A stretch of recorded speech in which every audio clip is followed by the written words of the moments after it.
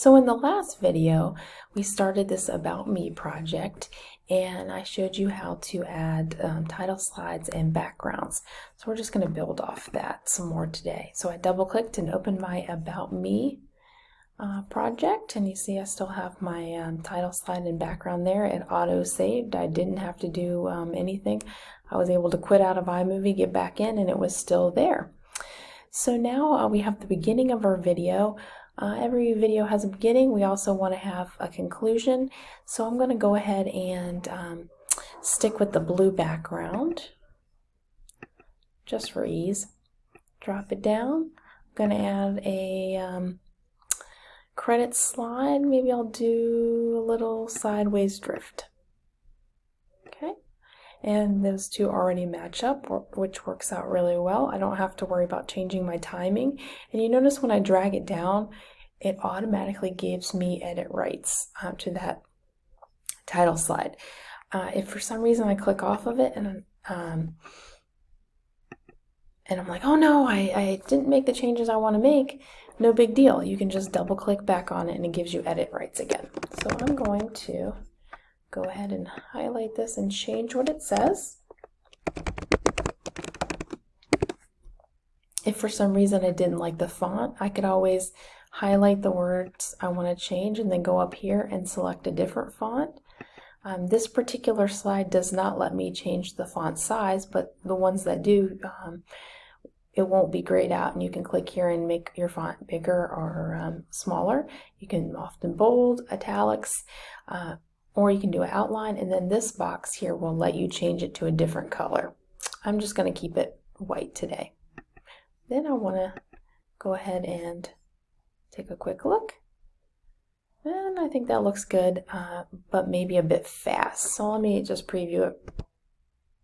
Well, not too bad.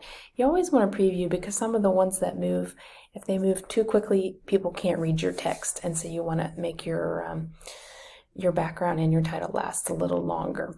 So to make my video look more polished, to ease the transition between slides, I want to actually add an effect called a transition, and you'll see that's up here in the menu. We have lots of different options. My preferences are the dissolves, the blurs, some of the fades, some of the ones that are a little more subtle versus the ones that, like the mosaic, for example, has a lot of movement and can be a little crazy depending on how you use it. You'll see they have all kinds of different options, and if you just hover over them, it will preview them on the right in your preview window. I'm just going to go with a dissolve, and to add my transition, I click and I drag and drop it between my slides. Then when I play, it's so subtle, sometimes you don't even notice it. Yep, that one is pretty subtle. Let me just so you can see, I'm going to switch to a different one so it's a little more obvious. So you see it went to black before it went to blue. It's just a very subtle effect that makes your video look more polished. It kind of brings the whole story that you're trying to tell together. And then I just changed it back to a blur. So if for some reason I decided I didn't like that one and I wanted to completely delete it, I didn't want it in there at all, or any of these elements. If you want to delete any element, you can click on it and you'll get the gold outline, and then you hit your delete key and it goes away. It's that simple. You can also, if you wanted to change your background, but you didn't want to lose all your work and delete everything, you can actually click and hover over and it will change it automatically for you.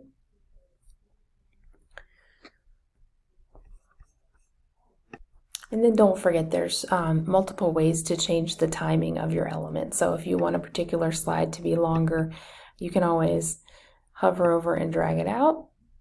Or if you double click on it and click on the information and go to duration and change it. Two different ways to do the same thing. So now I want to show you audio. So iMovie comes with some stuff preloaded. You can also use anything that's in your iTunes account. So when I click on sound effects,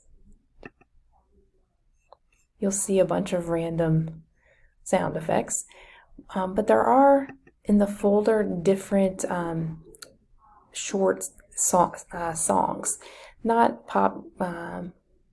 popular type stuff, but more like just fun little audio tracks that iMovie has. There's just a few of them. The longer ones you'll see are more song-like, whereas when you start getting into the sound effects, you'll see they only last a few seconds. Things like door slamming, baseball bats, bells, all kinds of random but fun sound effects.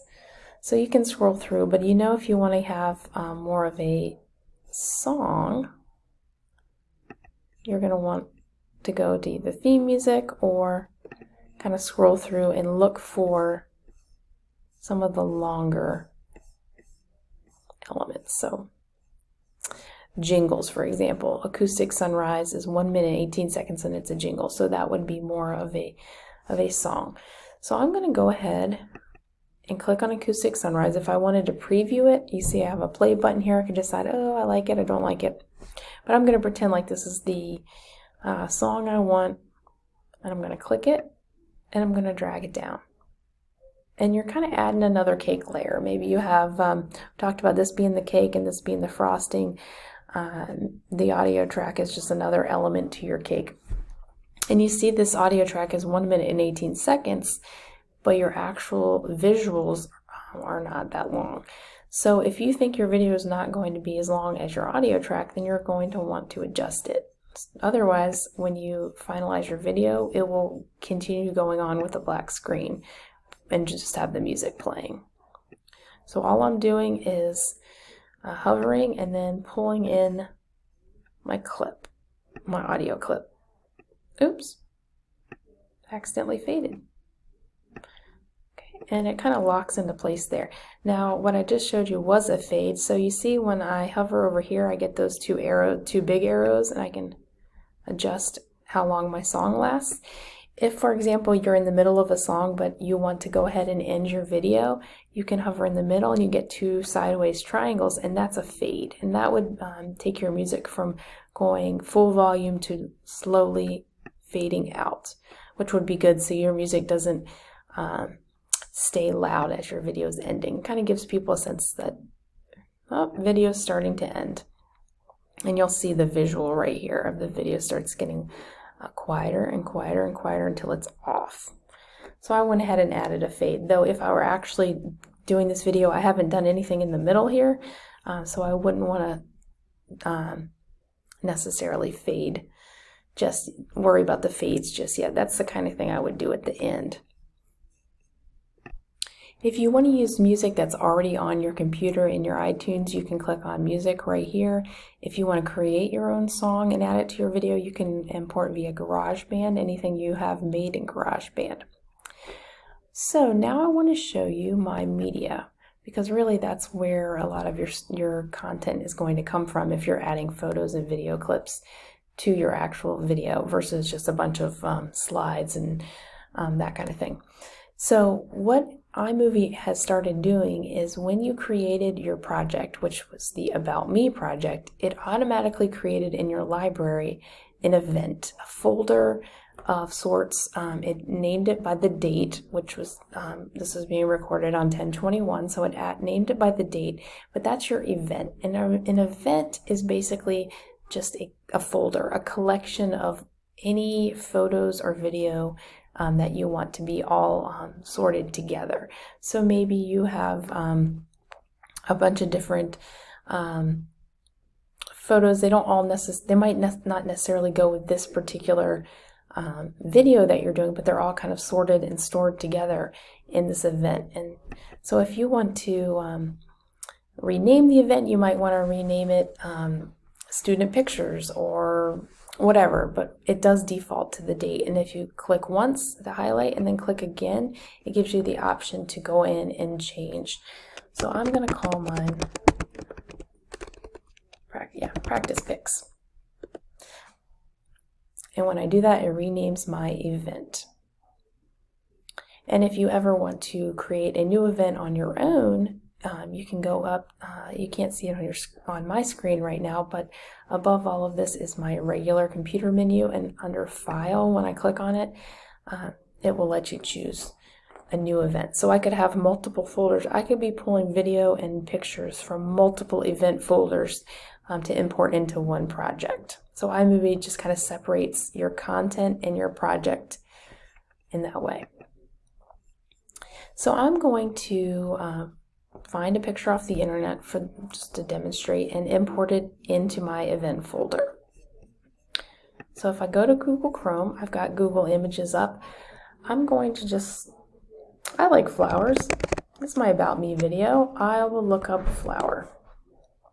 Now I want to practice good copyright because I want to follow copyright laws. So if I'm searching for pictures and I want to put it in a video and I know the video is going to be published online, then I definitely do want to follow federal copyright law. So I'm going to go ahead and go to Tools, Usage Rights, and make sure that it's Creative Commons so that I have permission to reuse the picture.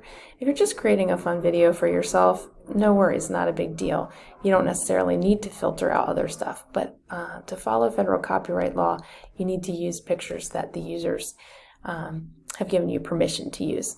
So in this case, here's a pretty purple flower. I am going to go ahead and save this one.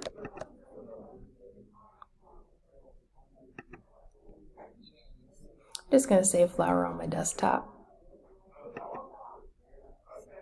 Oh, I can already tell it didn't save properly, so I'm just going to drag and drop.